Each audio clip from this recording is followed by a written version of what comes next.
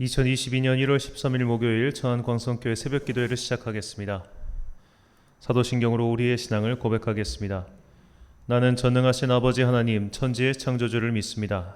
나는 그의 유일하신 아들 우리 주 예수 그리스도를 믿습니다.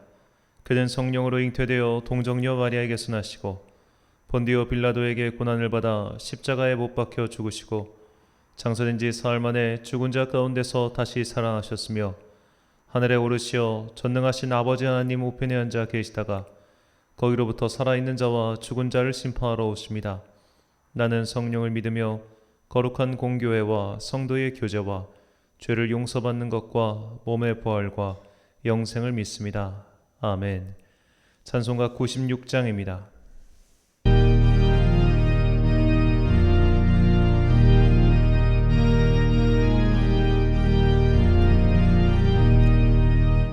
예수님은 신가 오는 자의 위로와 없는 자의 풍성이며 지난 자의 높음과 잡힌 자의 노임되고 우리 기쁨 되시네. 예수님은 누구신가? 약한 자의 강함과 눈먼 자의 빛이시며 병든 자의 고침과 죽은 자의 부활되고 우리 생명 되시네.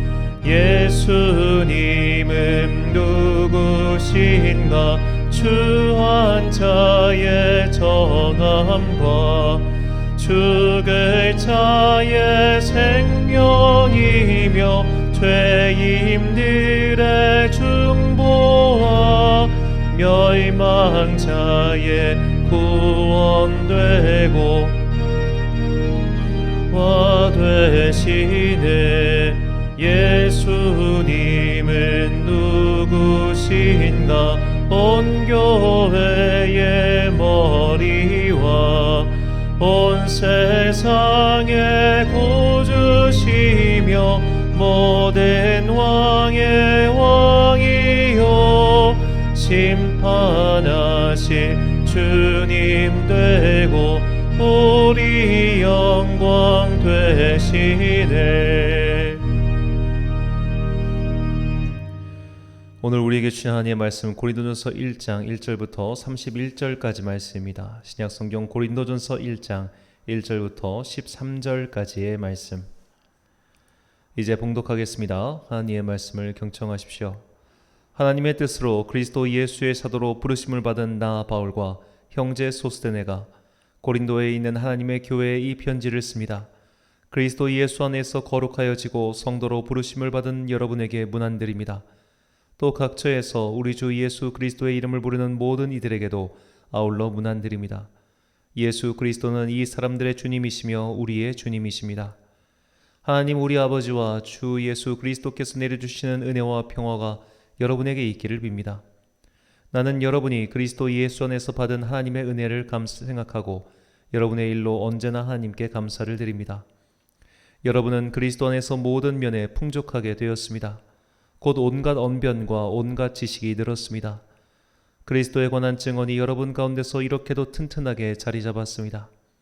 그리하여 여러분은 어떠한 은사에도 부족한 것이 없으며 우리 주 예수 그리스도의 나타나심을 기다리고 있습니다. 우리 주 예수 그리스도께서 나타나실 날에 여러분이 흠잡을 데 없는 사람으로 설 수 있도록 주님께서 여러분을 끝까지 튼튼히 세워주실 것입니다. 하나님은 신실하신 분이십니다. 하나님께서는 여러분을 부르셔서 그 아들 우리 주 예수 그리스도와 친교를 가지게 하여 주셨습니다. 그런데 형제자매 여러분, 나는 우리 주 예수 그리스도의 이름으로 여러분에게 권면합니다. 여러분은 모두 같은 말을 하며 여러분 가운데 분열이 없도록 하며 같은 마음과 같은 생각으로 뭉치십시오. 나의 형제자매 여러분, 글로에의 집사람들이 여러분의 소식을 전해주어서 나는 여러분 가운데 분쟁이 있다는 것을 알게 되었습니다. 다름이 아니라 여러분은 저마다 말하기를 나는 바울 편이다, 나는 아볼로 편이다, 나는 게바 편이다, 나는 그리스도 편이다 한다고 합니다. 그리스도께서 갈리셨습니까? 바울이 여러분을 위하여 십자가에 달리기라도 했습니까? 또는 여러분이 바울의 이름으로 세례를 받았습니까? 내가 여러분 가운데서 그리스도와 가이오 밖에는 아무에게도 세례를 준 일이 없음을 하나님께 감사드립니다. 그러므로 아무도 나의 이름으로 세례를 받았다고 말하지 못할 것입니다. 내가 스데반의 가족에게도 세례를 주었습니다마는 그 밖에는 다른 누구에게 세례를 주었는지 나는 모릅니다. 그리스도께서는 세례를 주라고 나를 보내신 것이 아니라 복음을 전하라고 보내셨습니다. 복음을 전하되 말의 지혜로 하지 않게 하셨습니다. 그것은 그리스도의 십자가가 헛되이 되지 않게 하시려는 것입니다. 십자가의 말씀이 멸망할 자들에게는 어리석은 것이지만 구원을 받는 사람인 우리에게는 하나님의 능력입니다. 성경에 기록하기를 내가 지혜로운 자들의 지혜를 멸하고 총명한 자들의 총명을 패할 것이다 하였습니다. 현자가 어디에 있습니까? 학자가 어디에 있습니까? 이 세상의 변론가가 어디에 있습니까? 하나님께서는 이 세상의 지혜를 어리석게 하신 것이 아닙니까? 이 세상은 그 지혜로 하나님을 알지 못하였습니다. 하나님의 지혜가 그렇게 되도록 한 것입니다. 하나님께서는 어리석게 들리는 설교를 통하여 믿는 사람들을 구원하시기를 기뻐하신 것입니다. 유대 사람은 기적을 요구하고 그리스 사람은 지혜를 찾으나 우리는 십자가에 달리신 그리스도를 전합니다. 그리스도가 십자가에 달리셨다는 것은 유대 사람에게는 꺼리낌이요 이방 사람에게는 어리석은 일입니다. 그러나 부르심을 받은 사람에게는 유대 사람에게나 그리스 사람에게나 이 그리스도는 하나님의 능력이요 하나님의 지혜입니다. 하나님의 어리석음이 사람의 지혜보다 더 지혜롭고 하나님의 약함이 사람의 강함보다 더 강합니다. 형제자매 여러분, 여러분이 부르심을 받을 때에 그 처지가 어떠하였는지 생각하여 보십시오. 육신의 기준으로 보아서 지혜 있는 사람이 많지 않고 권력 있는 사람이 많지 않고 가문이 훌륭한 사람이 많지 않았습니다. 그런데 하나님께서는 지혜 있는 자들을 부끄럽게 하시려고 세상의 어리석은 것들을 택하셨으며 강한 것들을 부끄럽게 하시려고 세상의 약한 것들을 택하셨습니다. 하나님께서는 세상에서 비천한 것들과 멸시받는 것들을 택하셨으니 곧 잘났다고 하는 것들을 없애시려고 아무것도 아닌 것들을 택하셨습니다. 이리하여 아무도 하나님 앞에서는 자랑하지 못하게 하시려는 것입니다. 그러나 여러분은 하나님의 자녀로서 그리스도 예수 안에 있습니다. 그는 우리에게 하나님으로부터 오는 지혜가 되시며 의와 거룩함과 구원이 되셨습니다. 그것은 성경에 기록되어 있는 바 누구든지 자랑하려거든 주님을 자랑하라 한 대로 되게 하시려는 것입니다. 아멘. 믿음의 총론과 강론이란 제목으로 하나님의 말씀 선포하겠습니다. 어떤 조직이든 그 조직에 처음 들어온 신입은 일을 익히는 데 시간이 걸립니다. 모든 조직마다 이 조직의 고유한 특성, 내부의 독특한 문화 등이 있기 때문에 이런 과정을 익히는 데 시간이 걸리는 겁니다. 하지만 시간을 들여 조직에 대한 이해도가 높아지면 높아질수록 일의 효율성 또한 함께 높아집니다.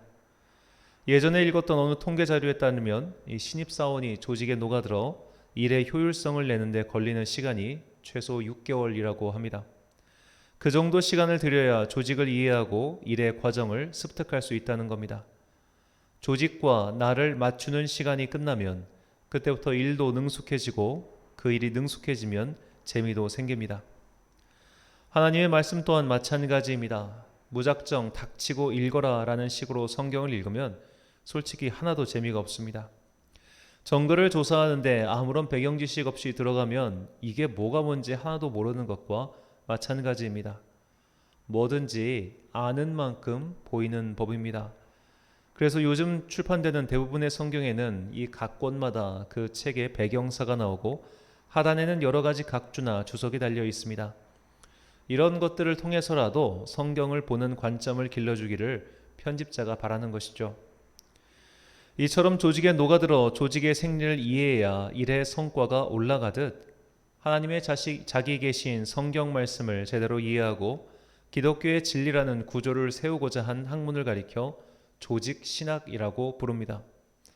이것은 기독교라는 종교의 뼈대를 세우는 작업이면서 동시에 성경 전체를 보는 올바른 시각을 키우기 위한 학문입니다. 성경을 낮권으로 읽으면 파편화되고 편향된 사고를 가질 수밖에 없습니다. 성경은 반드시 앞뒤 문맥과 성경의 다른 책들의 관계 속에서 해석해야 합니다.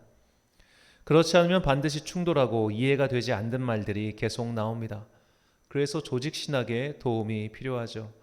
자, 예를 들어 구약 성경 여호수아만 읽으면 하나님의 백성은 이민족들을 얼마든지 정복하고 심지어 그들을 살해하는 것에 대해서 아무런 거리낌이 없어지죠. 마치 현대 이스라엘과 같습니다.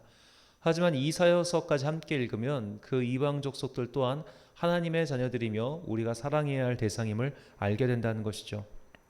이런 성경 전체에 대한 통시적인 관점과 이해를 위해서 이 조직신학이 필요한 겁니다. 하나님은 누구신가, 예수님은 누구신가, 구원이란 무엇인가 등등 이 조직신학의 여러 주제에 대해 배우고 나면 성경을 보는 눈이 한층 넓어집니다. 이렇게 집안에 골조를 세우듯 뼈대를 완성하고 나면 성경을 읽을 때 크게 어긋남이 없습니다. 하지만 이런 뼈대 공사를 게을리한 채 성경을 읽으면 제대로 읽어지지도 않고 재미도 없을 뿐만 아니라 엉뚱한 길로 가기 십상입니다. 악기든 운동이든 처음 배울 때 전문가한테 배우라고 다들 입을 모아 조언하죠. 왜냐하면 처음 습관을 잘못 들여놓으면 그 잘못된 자세가 굳어지고 그러고 나면 실력도 더디 늘고 재미도 없을 뿐더러 가장 조심해야 할 부상의 위험도 찾아옵니다. 구조를 이해하면 이해하기 쉽고 이해를 하고 나면 그 뒤로는 흔들림이 줄어듭니다.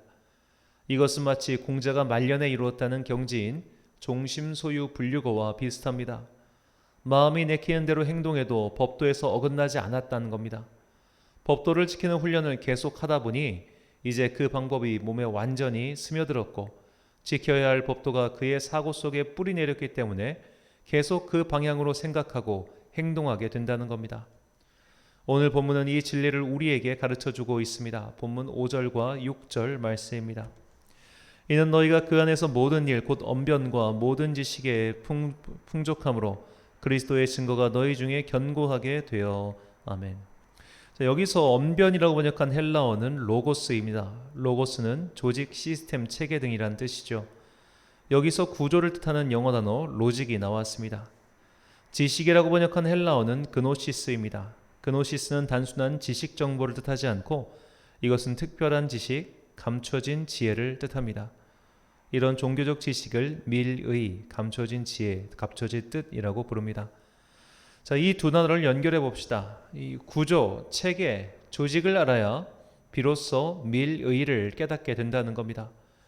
즉 로고스는 보다 큰 체계이고 그 체계 속에 들어와야 비로소 그노시스, 은밀한 지식을 깨닫게 된다는 겁니다. 이것을 학문에 비유하자면 총론을 공부하고 나서야 비로소 강론을 이해할 수 있게 된다는 겁니다. 이렇게 은밀히 숨겨진 지식을 깨닫고 나면 비로소 견고하게 됩니다. 6절에서 견고하다라고 번역한 헬라어는 베바이오입니다. 이는 단단하다, 고정되다 라는 뜻과 함께 이 헬라어 단어의 원뜻은 바시스에서 온 말인데 바시스라는 단어에서 나온 영어 단어가 기초를 뜻하는 영어 베이시스입니다. 자, 이 세 단어를 연결하면 이렇게 됩니다.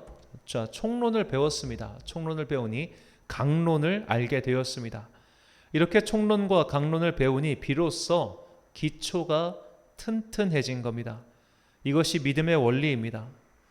로고스는 바로 예수 그리스도입니다. 예수 그리스도의 영이신 성령님을 통해서 우리는 그노시스, 이전에는 보이지 않았고 깨닫지 못했던 말씀의 의미를 알게 됩니다. 마치 엠마오로 가는 두 제자가 말씀의 깨달음을 얻어 이전에는 볼 수 없었던 것을 보게 된 것과 마찬가지입니다. 이렇게 말씀의 깨달음을 얻은 사람은 믿음이 견고해집니다. 이렇게 믿음에 견고해진 사람이 바로 예수님의 비유에서 나오는 좋은 땅에 뿌려진 씨앗입니다. 마태복음 13장 23절입니다. 좋은 땅에 뿌려졌다는 것은 말씀을 듣고 깨닫는 자니 결실하여 어떤 것은 100배, 어떤 것은 60배, 어떤 것은 30배가 되느니라 하시더라. 아멘. 성경 말씀을 깨닫는 자, 좋은 믿음의 터전을 갖춘 사람은 단순히 성경에 대한 지식이 많은 사람이 아닙니다. 설령 성경을 많이 아는 것 같아도 정작 로고스, 그 조직이신 예수님을 모르면 아무런 기초가 세워지지 않습니다. 성경에 익숙한 서구 사람들은 그에 관한 지식은 많습니다. 유명한 무신론자들이 성경에 대해 갖가지 구절을 들이대며 자신의 주장을 펼치는 것을 보십시오. 예수님은 몰라도 성경은 알 수 있습니다. 우리나라의 이런 대표적인 지식인이 도올 김용옥 선생입니다. 그분이 쓴 이 성경에 대한 여러 책들을 보면 그분이 정말 많은 것을 알고 있음을 알게 됩니다. 하지만 그는 예수 그리스도를 모릅니다. 그러다 보니 그의 특별히 성경에 관한 그의 책은 전부 다 용두삼이죠. 예수님을 모르는 사람은 성경 안에 숨겨진 뜻을 발견할 수 없습니다. 조직을 모르면 아무리 능력치가 높아도 성과를 내지 못하는 신입사원과 같습니다. 우리의 영적 여정의 출발은 언제나 예수 그리스도입니다. 로고스로 세상을 만드신 그 로고스를 알아야 비로소 말씀의 뜻을 깨닫고 믿음의 기초 공사를 제대로 할 수 있습니다. 그래야 신앙의 열매가 맺힙니다. 예수를 모르는 지식은 결국 수박 겉핥기와 같습니다. 그래서 바울은 이렇게 말합니다. 본문 21절 말씀입니다. 하나님의 지혜에 있어서는 이 세상이 자기 지혜로 하나님을 알지 못하므로 하나님께서 전도에 미련한 것으로 믿는 자들을 구원하시기를 기뻐하셨도다. 아멘. 로고스를 모르면 감춰진 뜻을 찾지 못합니다. 세상의 지혜로는 말씀을 겉핥기로밖에 알지 못합니다. 그러니 미련해 보이는 것, 즉 십자가에 달려 죽으신 예수 그리스도를 믿는 것이야말로 믿음의 출발입니다. 바울은 고린도 교회 사람들에게 보내는 편지의 첫 번째 장에 이 진리를 분명히 가르칩니다. 자꾸만 나는 이것도 안다, 나는 저것도 안다 라며 자신을 뽐내지 말고 예수를 알지 못하면 그런 너희의 얄량한 지식이 아무짝에도 쓸모없음을 분명히 말하는 것이죠. 본문 29절 말씀입니다. 이는 아무 육체도 하나님 앞에서 자랑하지 못하게 하려 하심이라. 아멘. 스스로 깨달을 수 있는 자는 없습니다. 스스로의 지혜와 노력으로 은밀히 숨겨진 말씀의 본령을 깨달을 수 있는 자는 적어도 기독교 믿음 체계 안에서는 없습니다. 그렇다면 그것은 불교도나 가능한 일이죠. 로고스이신 주님 안에서 주님을 통해서만 우리는 말씀을 깨달을 수 있습니다. 예수 그리스도가 없다면 성경과 꾸란이 무슨 차이가 있겠습니까? 예수가 없다면 유교의 경전과 성경이 무슨 차이가 있으며 불교도의 경전과 성경이 과연 어떠한 값어치의 차이가 있겠습니까? 예수 그리스도의 로고스가 이 책을 하나님의 말씀으로 변화시킵니다. 예수 그리스도의 로고스가 헛된 사상이 아닌 참된 믿음으로 인도합니다. 예수 그리스도의 로고스가 믿음을 바른 위치에 고정시키고 우리의 영혼을 옥토로 바꾸어 믿음의 열매를 맺게 합니다. 그래서 우리가 평생 바라고 추구해야 할 것은 믿음의 로직, 믿음의 체계를 세우는 것이며 그 체계는 바로 예수 그리스도이십니다. 사도행전 4장 12절 말씀. 다른 이로서는 구원을 받을 수 없나니 천하 사람 중에 구원을 받을 만한 다른 이름을 우리에게 주신 일이 없음이라 하였더라. 아멘. 사랑하는 천안광성교회 성도 여러분, 그리고 이 새벽을 함께 깨우고 계신 귀한 주님의 자녀 여러분, 예수를 모른 채 성경을 읽으면 오히려 허망한 이단과 사이비에 빠지기 십상입니다. 예수를 모른 채 교회에서 봉사를 하거나 중요한 직분을 맡으면 기초공사가 부실한 건물 마냥 모든 것이 삽시간에 붕괴되고 맙니다. 그러니 가장 중요하고 우선할 것은 바로 로고스이신 예수님을 만나는 것입니다. 이것이 없이는 성경을 아무리 읽어도 사실상 소득이 없습니다. 오히려 교만의 벽만 깊어질 뿐입니다. 총론이 잡히지 않았으니 강론이 세워지지 않을 것이며 결국 아무런 기초도 완성하지 못한 쭉정이가 될 수밖에 없습니다. 신앙의 연수도 많고 성경의 지식도 있으나 결국 로고스이신 예수님을 만나지 못한 사람들의 안타까운 모습들을 보십시오. 그들에게 성경은 비판의 도구이며 교회는 자아 실현과 자기 욕망을 위한 도구에 불과합니다. 회개도 없고 헌신도 없고 사랑도 없습니다. 총론을 세우지 않고 강론만 죽어라 붙들고 살면 결국 바리새인들과 같아질 뿐입니다. 먼저 로고스이신 예수님을 만나야 합니다. 먼저 총론부터 세워야 합니다. 조직을 알아야 일의 성과가 있듯 이 믿음의 순서와 원리를 깨닫고 영혼의 옥토를 기경하여 30배, 60배, 100배의 결실을 맺어가는 여러분과 제가 되시길 간절히 축원합니다. 기도하겠습니다. 사랑과 은혜가 충만하신 아버지 하나님, 우리는 헛된 기대를 하며 살 때가 너무나 많습니다. 예수님을 모른 채 성경을 읽으면 그것이 온통 내 욕망을 납득시키기 위한 근거 자료가 될 뿐이었습니다. 예수님을 모른 채 강론만 붙들고 살았던 바리새인들의 말로를 우리가 따라가지 않도록 먼저 로고스이신 예수님을 만나고 주님을 구주로 영접하는 그리스도인들 되게 하옵소서. 믿음의 깨달음은 오직 주님을 만날 때 가능합니다.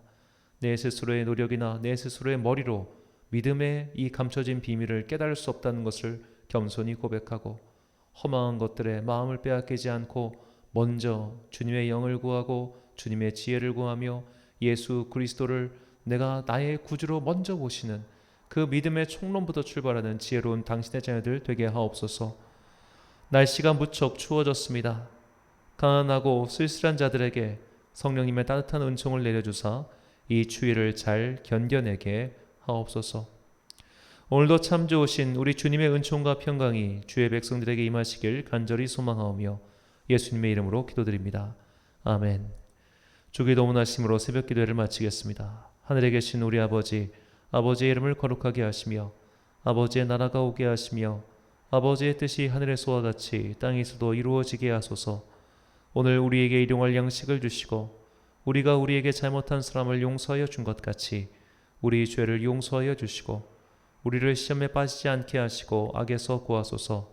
나라와 권능과 영광이 영원히 아버지의 것입니다. 아멘.